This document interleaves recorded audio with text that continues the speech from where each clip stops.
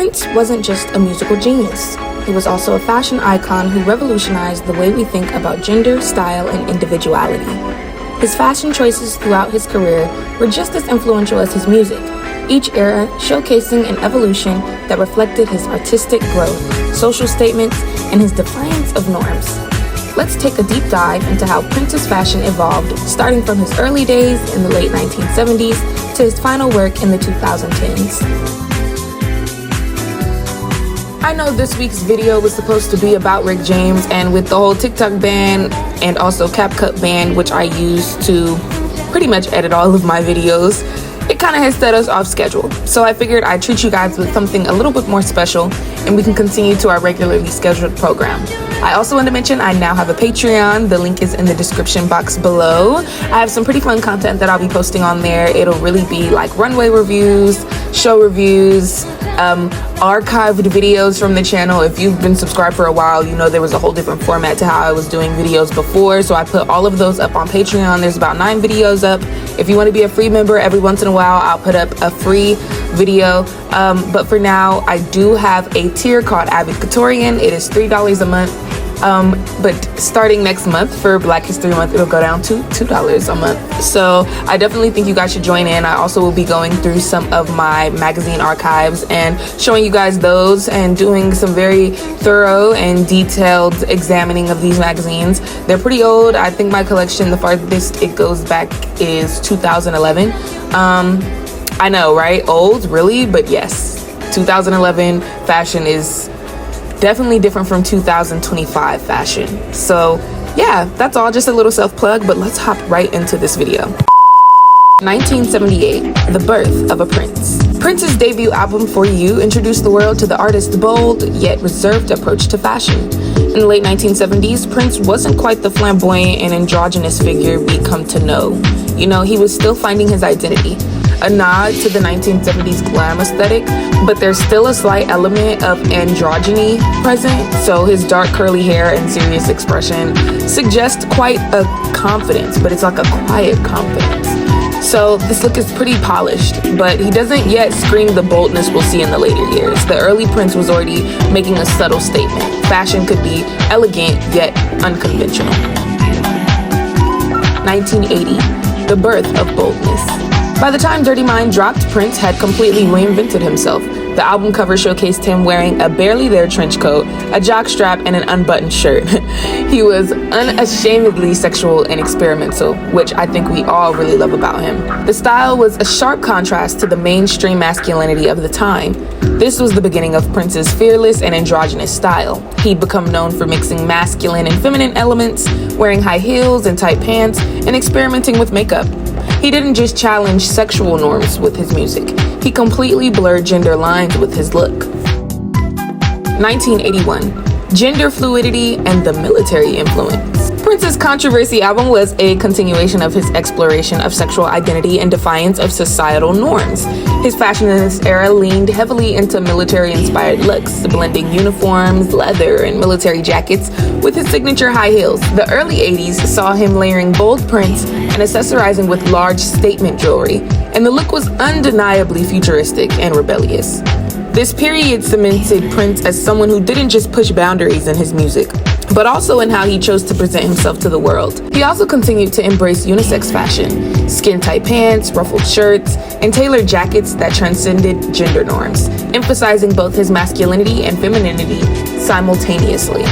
I also want to add to this that I feel like Prince really set the standard for men, you know, stepping their cookies up. A lot of men were in the 80s, I feel like, trying to tough it up, especially because of the AIDS epidemic that, you know, that turned people, their homophobia just got turned all the way up, so they didn't even want to begin to be soft or, you know, show that they had a feminine side. So I definitely think that played a part. Prince played a part in some of that being shed in the mainstream. You know, you can still look hella fly and flamboyant and be pretty boy and get, excuse my language, hoes, you know, if not more, now that you're being a little more androgynous with your look. But that's all. Purple Rain, 1984, iconic glamour meets a rock star. Okay, I'm excited because purple, oh my gosh, I don't even know. The Purple Rain era is when Prince became an undeniable fashion icon. His style during this period was nothing short of legendary. The film's portrayal of his persona, combined with his larger-than-life performances, led to some of his most iconic looks. Think of the purple trench coat, frilly shirts, knee-high boots. His outfits were dramatic, opulent even, matching the grandeur of his music. He fully embraced his role as a rock star, but never at the expense of his artistry or his androgynous style. The overall look for Purple Rain was part rock and roll, part glam, part fantasy, and completely androgynous. Prince's embrace of purple as a signature color made a visual impact that would define his image for years to come. Around the World in a Day, 1985. Psychedelic and avant-garde. The Around the World in a Day era marked a departure from the intense rock-influenced style of Purple Rain. Prince embraced a more whimsical, psychedelic aesthetic. His fashion was inspired by the 1960s counterculture with paisley prints, bright colors, and retro floral designs. He wore a mix of loose-fitting garments, including wide-brimmed hats and statement jackets, embracing an eclectic style that had an air of playful rebellion. The contrast between the sharp tailoring of Purple Rain and the relaxed, colorful look of Around the World in a Day showcased Prince's range.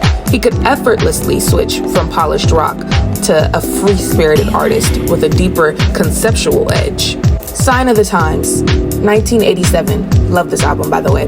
Minimalist and futuristic. As the 1980s came to a close, Prince stripped back his look in favor of something more minimalist and futuristic, mirroring the album's thematic shift toward social commentary and introspection. Sign of the Times saw Prince wearing simpler, more streamlined outfits. His clothing often consisted of clean lines, simple monochrome colors, and subtle tailoring. He leaned heavily into sporty looks, think oversized blazers, simple shirts paired with his signature pants. This period also saw him adopting a more casual yet still incredibly stylish attire, denim jackets. He was kind of moving away from the flamboyance of the earlier years and into a phase that was a little quieter, but still unmistakably his own.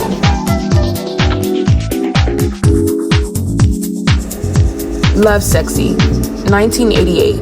The Return of Extravagance. In 1988, Prince returned to a more extravagant, showy style with Lovesexy.